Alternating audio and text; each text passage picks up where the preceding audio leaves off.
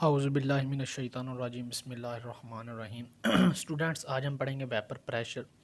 The pressure exerted by the vapours of the liquid at a particular temperature called vapour pressure.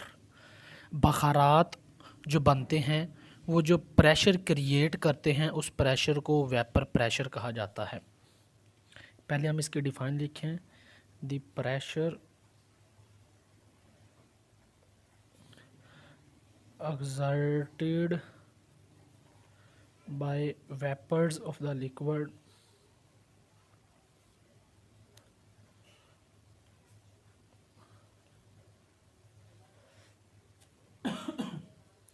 at particular temperature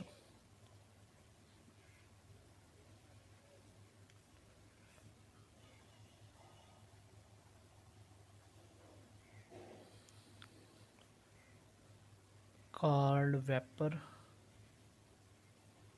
pressure। इसको हम क्या कहते हैं? Vapour pressure कहते हैं। Pressure exerted by vapours of the liquid at particular temperature called vapour pressure. इसमें दो process हो रहे होते हैं। ये लिक्विड होता है, ये कन्वर्ट हो गया वेपर में, ठीक हो गया, ये वेपोराइज हो गया, और ये वेपर्स दोबारा कंडेंस हुए और लिक्विड बन गया। इसको कहते हैं कंडेंस। और वेपर्स लिक्विड में कन्वर्ट हो रहे हैं, इसको कहते हैं कंडेंसेशन प्रोसेस। इसमें दो तरह सिस्टम लिया जाता है। एक होता है ओपन। ओपन में क्या होता है? जब सिस्टम ओपन होगा तो vapours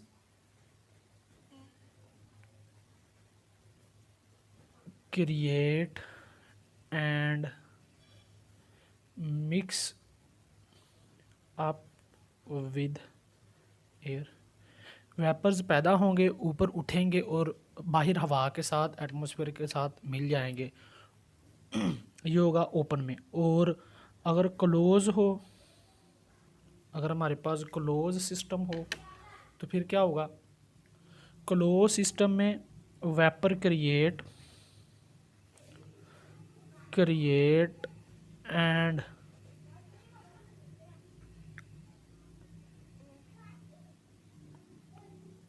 vapour create and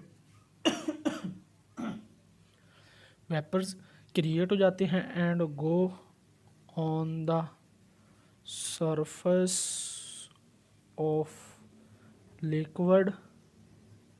surface of liquid से ये गो कर जाते हैं, go on the surface of liquid toward close system.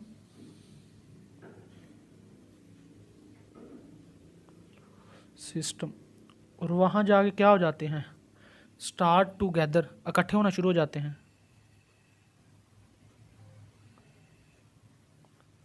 Star together, यही वेपर्स जब आपस में टूगेदर होते हैं कंडेंस हो जाते हैं। Star together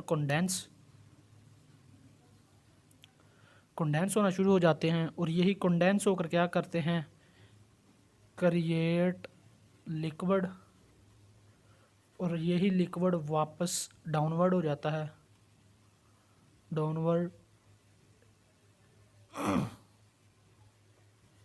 downward liquid tank, और लिक्विड टैंक की तरफ मूव कर जाता है। पहले क्या हुआ था कि वेपर्स बने थे लिक्विड के सरफेस पे के ऊपर गए, वहाँ से फिर वो आस्ता आस्ता इकट्ठे होते गए। कुछ वक्त ऐसा आएगा कि यही वेपर्स मिल के कंडेंस होकर दोबारा फिर लिक्विड बनाएंगे। द स्टेज, इक्विलिब्रियम स्टेज कौन सी होती है? Dynamic equilibrium.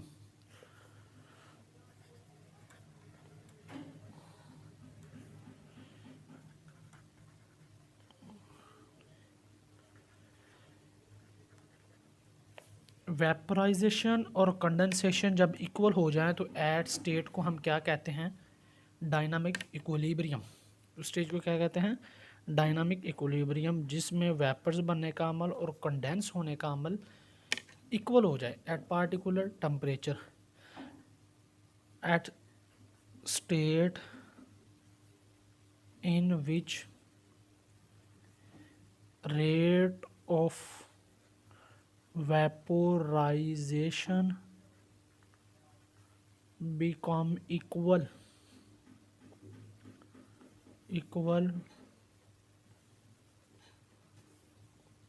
to the rate of condensation at particular temperature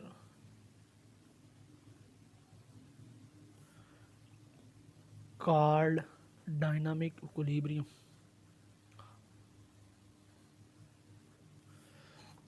उस स्टेट को क्या कहते हैं हम? Dynamic equilibrium. जी, इसमें क्या हो रहा होता है कि molecule moving upward and molecule moving downward become equal, S state को डायनामिक इक्विलिब्रियम कहते हैं। ये देखें, सिस्टम ओपन है, पार्टिकल्स वेपर्स बने, बाहर हवा थी, हवा के साथ मिले, उड़ गए, ठीक हो गया। लेकिन ये देखें, सिस्टम क्लोज था, वेपर्स बन के ऊपर जा रहे हैं, लेकिन ऊपर जाकर कंडेंस होना शुरू हो जाते हैं, चिपकना शुरू हो जाते हैं। लेकिन एक लम्हा ऐसा आएगा जिस पे ये दोबारा क्रिएट हो के नीचे गिर रहे होंगे। ये क्या हुई है? कंडेंसेशन।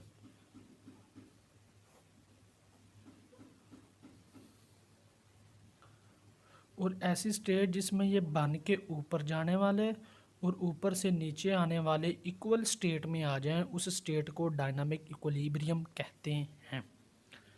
जी, ये थी इसकी एक्सप्लेनेशन। इसके फैक्टर्स हम पढ़ लेते हैं।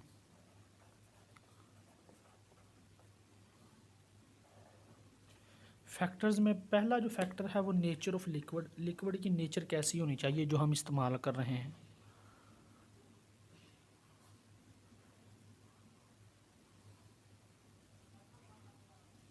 Nature of liquid, nature of liquid में वो कह रहा है कि vapour pressure depend upon nature of the liquid. कि वेपर प्रेशर है ये लिक्विड की नेचर पे डिपेंड करता है। अगर होंगे पोलर तो वेपर प्रेशर होगा लो, अगर होंगे नॉन पोलर वेपर प्रेशर होगा हाई। क्यों? रीज़न क्या है? क्योंकि पोलर होंगे, स्ट्रॉन्ग इंटरमॉलिक्यूलर फोर्सेस होंगी, मॉलिक्यूल्स के दरमियान स्ट्रॉन्ग फोर्सेस होंगी, though they do not break bond.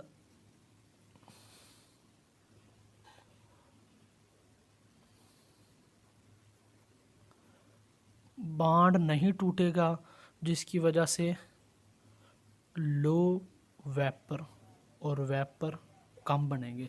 और इसके नतीजे में अगर नॉन पोलर होगा, नॉन पोलर लो इंटरमॉलिक्यूलर फोर्सेस बहुत कम होंगी, इजी टू ब्रेक बॉन्ड को तोड़ना आसान होगा, जिसकी वजह से हाई वेपर प्रेशर होगा। ये था इसका पहला फैक्टर। जो दूसरा फैक्टर है वो है साइज कैसा होना चाहिए।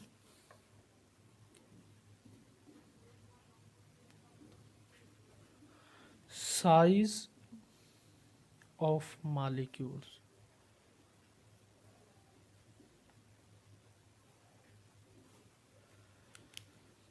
साइज भी डिपेंड करता है। वो कह रहा है कि अगर स्मॉल साइज होगा,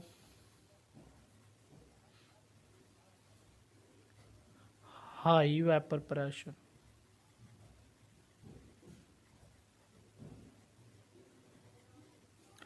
और अगर लार्ज साइज होगा, लो वेपर प्रेशर।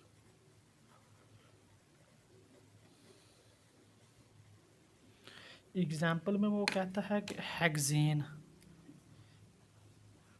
एग्जाम्पल में हमें बताता है कि जो हेक्सेन है, HEXAN, hexane high vapour pressure, और जो डिकेन है लो वेपर प्रेशर, और इसका वेपर प्रेशर लो होगा। आगे थर्ड जो फैक्टर है वो है temperature.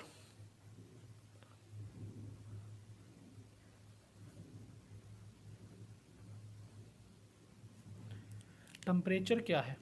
Temperature is directly proportional to vapour pressure.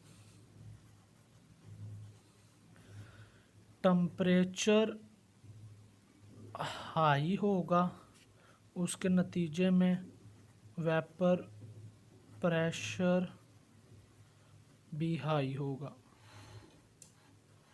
और टेम्परेचर लो होगा, उसके नतीजे में वेपर प्रेशर वो भी लो होगा। ये इसके डायरेक्टली प्रोपोर्शनल है। इसके रीज़न क्या है?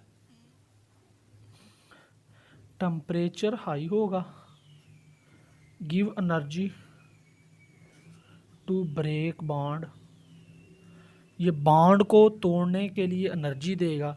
जब बॉन्ड टूटेगा तो वेपर क्रिएट होंगे हाई, वेपर क्रिएट हो जाएंगे हाई।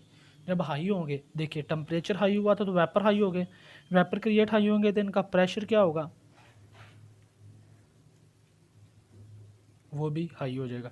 बिल्कुल इसी के ऑपोजिट है, टेम्परेचर अगर लो होगा, लो एनर्जी टू ब्रेक,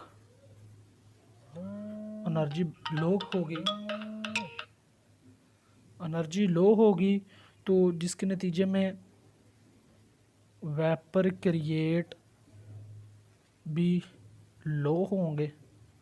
जब वेपर क्रिएट लो होंगे तो प्रेशर जो उनका होगा वो भी कम होगा, और इसी तरह वेपर प्रेशर भी कम होगा।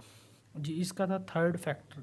जिस चीज़ की समझ ना आई हो कमेंट सेक्शन में ज़रूर पूछें, उसका जवाब दूंगा मैं आपको।